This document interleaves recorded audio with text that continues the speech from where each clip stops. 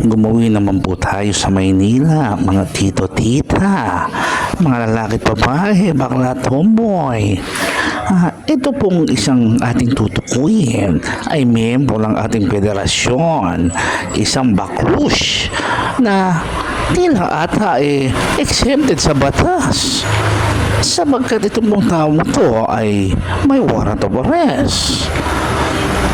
Inyo pong kilalanin ng aking tinutukoy ang isa sa paboritong department head ni Hani Mukha Asim Lacuna na si Charlie DJ Dungo na direktor ng Turistang Baklush.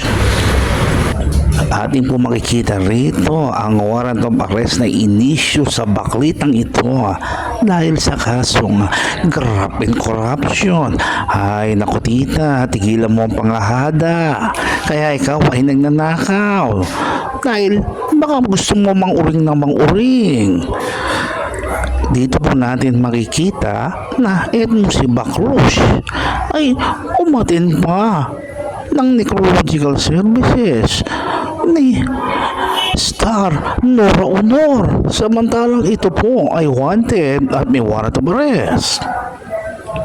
Nananawagan po tayo kay PNP Chief Marbil at kay NBI Director Santiago, gayon din po kay CIDG Torres.